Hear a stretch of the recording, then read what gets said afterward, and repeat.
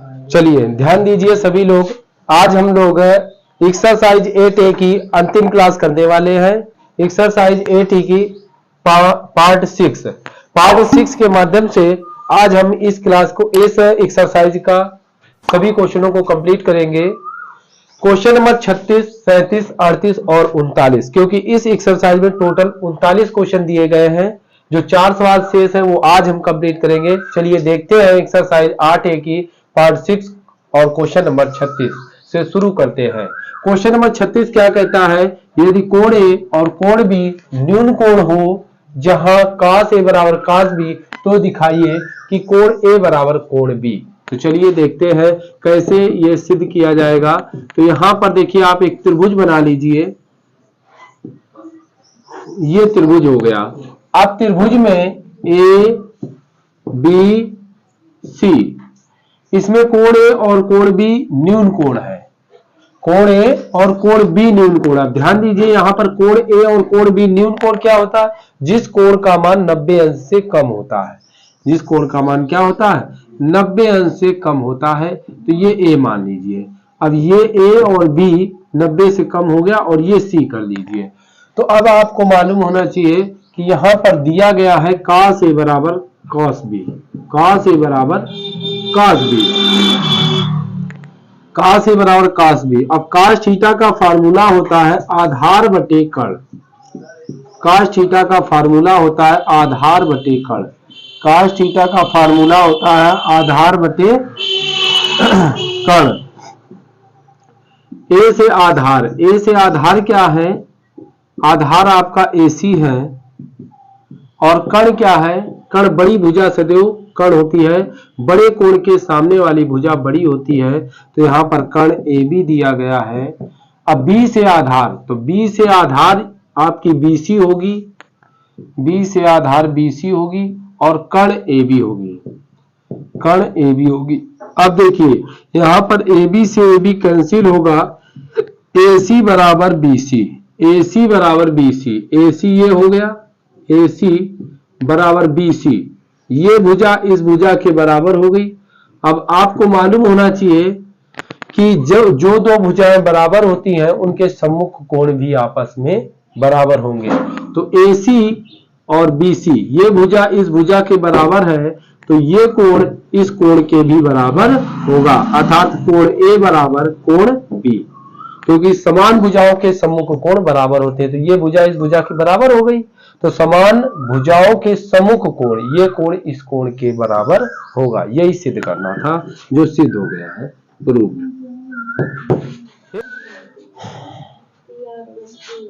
चलिए देखते हैं क्वेश्चन नंबर 37। लिखा गया है त्रिभुज PQR में जिसका कोण Q समकोण है, PR प्लस QR बराबर 25 सेंटीमीटर और PQ बराबर 5 सेंटीमीटर है, तो sin P, cos P और tan P के मान ज्ञात कीजिए। तो देखिए सबसे पहले जो त्रिभुज बताया गया है उस त्रिभुज को बना लीजिए। तो यहाँ पर त्रिभुज PQR बताया गया है, तो ये हमने एक त्रिभुज बनाया। इसमें कोण Q समकोण है, जो कोण समकोण होता है उसको यहाँ लिखेंगे। समकोण का मतलब वह कोण 90 अंश का होता है। तो ये Q हो गया, तो ये P हो गया, PQR, ये त्रिभुज बन गया और इसमें कोण Q समकोण हो गया। अब देखिए PR प्लस QR बराबर 25, क्या क्या दिया है, PR प्लस QR बराबर 25 सेंटीमीटर दिया गया है। और तो इसको समीकरण 1 मान लीजिए। और क्या दिया गया है, PQ बराबर 5 सेंटीमीटर, PQ ये हो गया PQ 5 सेंटीमीटर। तो ध्यान दीजिएगा यहां पर देखिए त्रिभुज में 3 भुजाएं होती हैं, जिसमें एक भुजा मालूम है, 2 भुजाएं मालूम नहीं। तो सबसे पहले इन 2 भुजाओं को मालूम करिए, तभी आप sin P, cos P और tan P का मान ज्ञात कर पाएंगे। तो चलिए देखते हैं कैसे ज्ञात करना है इन 2 भुजाओं के मान। तो आपको मालूम होना चाहिए त्रिभुज PQR में कोण Q समकोण है, और जब किसी त्रिभुज में एक कोण समकोण होता है वह त्रिभुज समकोण त्रिभुज कहलाता है। और जब समकोण त्रिभुज बनता है तो उसमें पाइथागोरस प्रमेय लगती है। पाइथागोरस प्रमेय क्या होती है? पाइथागोरस प्रमेय का सूत्र होता है कर्ण स्क्वायर बराबर लंब स्क्वायर प्लस आधार स्क्वायर। अब यहां कर्ण क्या है? कर्ण है पी आर का स्क्वायर, लंब क्या है? लंब है पी क्यू का स्क्वायर, और आधार क्या है? आधार है क्यू आर का स्क्वायर। अब देखिए यहाँ पी आर कितना है? पी आर जो है हमें मालूम नहीं है, और पी क्यू यहाँ पर 5 दिया गया है, तो 5 का स्क्वायर, और क्यू आर हमें मालूम नहीं है, तो क्यू आर का स्क्वायर। अब पी आर का स्क्वायर, ये प्लस का इधर ले आओ तो माइनस का क्यू आर का स्क्वायर बराबर क्यू आर का स्क्वायर बराबर 5 25। अब यहाँ ए स्क्वायर माइनस बी स्क्वायर का फार्मूला बन रहा है। ए स्क्वायर माइनस बी स्क्वायर का फार्मूला होता है P R plus Q R, एक बार प्लस में एक बार माइनस में, P R minus Q R बराबर 25। अब देखिए यहाँ पर P R plus Q R बराबर मान दिया गया है, तो यहाँ पर समीकरण 1 से मान रखने पर, समीकरण 1 से मान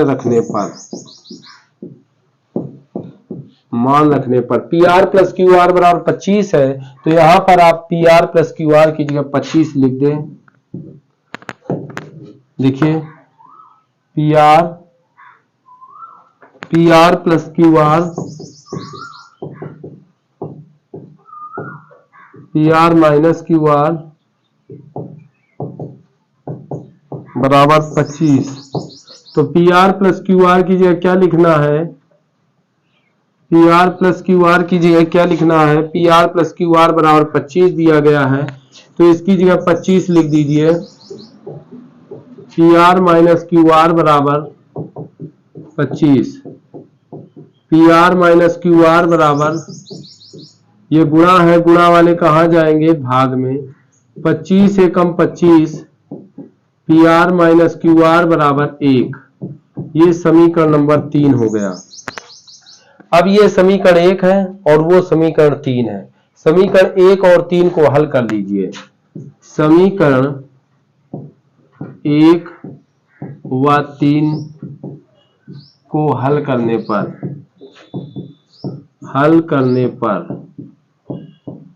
तो हल करें। समीकरण 1 क्या? P R plus Q R बराबर 25, P R plus Q R बराबर 25, पी आर, ये समीकरण 1 है। 3 क्या है? P R minus Q R बराबर 1,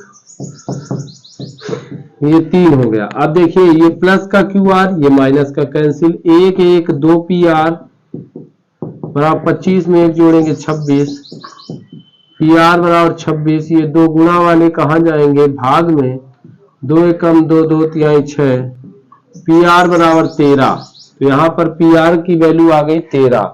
अब पी आर का मान यदि समीकरण 1 में रख दिया जाए, देखिए ये पी आर आ गया, पी आर कितना आ गया? 13, पी आर 13 आ गया। अब बचा क्यू आर। अगर पी आर की वैल्यू यहां रख दी जाए तो क्यू आर का मान निकल आएगा। तो चलिए पी आर का मान समीकरण 1 में रखने पर, पी आर का मान समीकरण 1 में रखने पर समीकरण 1 क्या? P R plus Q R बराबर 25, P R plus Q R बराबर 25, तो पी आर की जगह 13, क्यू आर बराबर 25, तो क्यू आर बराबर प्लस के 13 उधर जाएंगे माइनस के, क्यू आर बराबर 5 में 3 गया 2, 2 में 1 गया 1, तो क्यू आर की वैल्यू आ गई 12 सेंटीमीटर। क्यू आर कितना आ गया? 12। तो देखिए ये 12 सेंटीमीटर क्यू आर आ गया और ये 13 सेंटीमीटर पी आर आ गया, 13 सेंटीमीटर पी आर आ गया। अब देखिए त्रिभुज की तीनों भुजाएं मालूम हो गई। एक भुजा मालूम थी, 2 भुजाएं हमने मालूम कर दी। अब पूछा मान किसका है? साइन पी का। जब त्रिभुज की तीनों भुजाएं मालूम हो जाए तो जो पूछे वो बता सकते हो। साइन पी का फार्मूला क्या होता है? साइन थीटा का फार्मूला होता है लंब बटे कर्ण। तो लंब यहाँ क्या है? पी से लंब, पी से लंब सामने वाली भुजा मतलब क्यू आर, और कर्ण, कर्ण क्या है? P R. तो क्यू आर कितना है? 12 और पी आर कितना है? 13। अब साइन के बाद कॉस पी बताना है, तो कॉस थीटा का फार्मूला होता है आधार बटे कर्ण, आधार बटे कर्ण। तो P से आधार, P से आधार क्या है? पी क्यू, और कर्ण क्या है? P R. तो P से पी क्यू, पी क्यू की वैल्यू कितनी है? 5, और पी आर की वैल्यू कितनी है? 13। इसके बाद टेन पी का मान पूछा है, तो टेन पी का मान होता है टेन थीटा का फार्मूला लंब बटे आधार, लंब बटे आधार। तो P से लंब, अब P से लंब क्या? सामने वाली भुजा लंब होती है मतलब क्यू आर, और आधार पी क्यू, पी क्यू। तो क्यू आर कितना है? 12, और पी क्यू कितना है? 5। तो यही आपका आंसर आ गया, यही पूछा गया था, साइन पी, कॉस पी और टेन पी का मान जो निकल के आ चुका है। चलिए देखते हैं क्वेश्चन नंबर 38। लिखा गया है यदि कॉट थीटा बराबर 7/8 हो तो 1 plus sine theta 1 minus sine theta बटे 1 plus cos theta 1 minus cos theta और काट स्क्वायर थीटा का मान ज्ञात कीजिए। चलिए देखते हैं, इस सवाल में जो हमें वैल्यू दी गई है वो कॉट थीटा की वैल्यू दी गई है। तो ध्यान दीजिए, यहाँ पर दो तरीके से ये सवाल लग सकते हैं। एक तो ये कि कॉट थीटा बराबर 7/8 जैसा कि अभी तक लगा रहे थे उसी टाइप से लगा सकते हैं। कॉट थीटा का फार्मूला होता आधार बटे लंब, तो दो भुजाएं में मालूम, तीसरी भुजा निकाल लीजिए, और यहाँ पर साइन थीटा लंब बटे कर्ण, और साइन थीटा की जगह लंब बटे कर्ण, और कॉस थीटा की जगह आधार बटे कर्ण, आधार बटे कर्ण लिख करके मान रख दीजिए, तो आपका आंसर आ जाएगा। एक तरीका ये कि यदि कॉट थीटा बराबर इतना, तो पहला पॉइंट जैसे हमसे पूछा गया है, क्या पूछा गया है? 1 plus sine theta 1 minus sine theta upon 1 plus cos theta 1 minus cos theta. तो देखिए यहाँ पर आपको मालूम होना चाहिए, एक ब्रैकेट में a प्लस बी है, दूसरे ब्रैकेट में a माइनस बी। तो वर्गांतर विधि लग रही है, क्या होगा? a स्क्वायर, तो a की जगह 1 का स्क्वायर माइनस बी स्क्वायर, तो b की जगह है साइन थीटा का स्क्वायर, अपान एक ब्रैकेट में a प्लस बी, एक में a माइनस बी, तो a स्क्वायर, तो a की जगह 1 का स्क्वायर माइनस बी स्क्वायर, तो b की जगह cos थीटा का स्क्वायर। अब 1 का स्क्वायर क्या होगा? 1 एकम 1, और ये रहा साइन स्क्वायर थीटा अपान 1 एकम 1 और cos का स्क्वायर cos स्क्वायर थीटा। अब 1 माइनस साइन स्क्वायर थीटा, ये सूत्र होता है cos स्क्वायर थीटा का, और 1 माइनस cos स्क्वायर थीटा ये सूत्र होता है साइन स्क्वायर थीटा का। 1 माइनस साइन स्क्वायर थीटा का सूत्र क्या होता है? cos square theta. 1 minus cos square theta ये काहे का सूत्र है? Sine square theta. अब cos स्क्वायर थीटा बटे साइन स्क्वायर थीटा ये सूत्र काहे का है?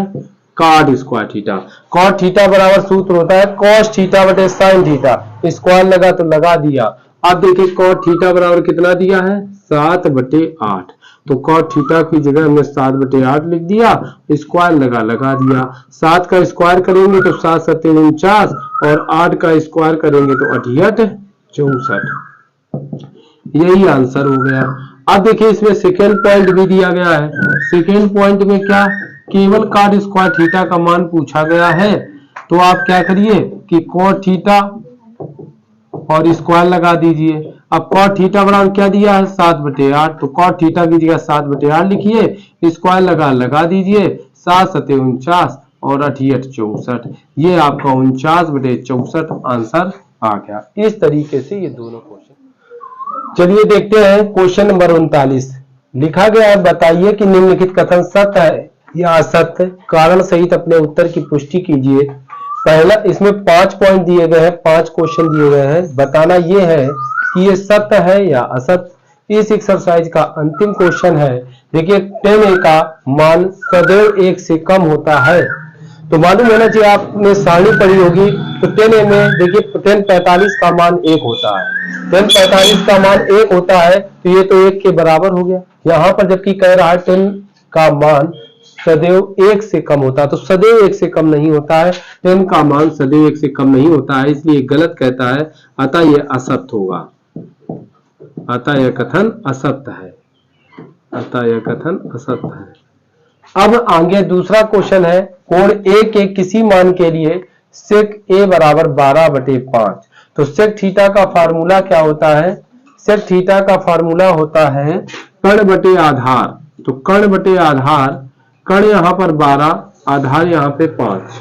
तो देखिए ये कोण A के किसी मान के लिए सेक A बराबर 12/5 क्या दे रहा है? कोण A के किसी मान के लिए, किसी मान के लिए कैसे हो सकता है 12/5? तो ये भी बात असत्य है, किसी मान के लिए, अतः ये सेक A बराबर 12/5, ये भी कथन असत्य है। कौन से कोण A के कोसेंट के लिए प्रयुक्त एक संक्षिप्त रूप है? नहीं, जबकि ये जो संक्षिप्त रूप है कॉसेक A का, किसका? कॉसेक का।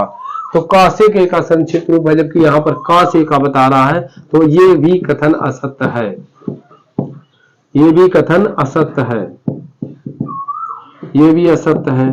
अब देखिए यहाँ पर कॉट A काट और A का गुणनफल होता है? नहीं, ये तो कोणांक है, ये कोणांक है, तो काट और A का गुणनफल काट A कैसे हो सकता है? ये भी कथन असत्य है, ये भी कथन असत्य है। अब देखिए किसी भी कोण Q के लिए साइन थीटा बराबर 4/5। तो साइन थीटा बराबर 4/5, तो आपको मालूम होना चाहिए साइन थीटा का फार्मूला होता है लंब बटे कर्ण। तो लंब तो 4 हो गया, कर्ण 3, कर्ण 3 कैसे हो सकता है? हमेशा कर्ण जो होती है वो बड़ी भुजा होती है, तो कर्ण यहाँ पर 3 छोटी भुजा दे रहा है, अतः यह भी कथन असत्य है, असत्य है। इस प्रकार से ये सभी पांचों पॉइंट असत्य होते हैं और ये प्रश्नावली का अंतिम सवाल था जो कंप्लीट होता है इस एक्सरसाइज की समाप्ति के बाद। अब हम लोग मिलेंगे नई एक्सरसाइज के साथ अगले वीडियो में। नमस्कार।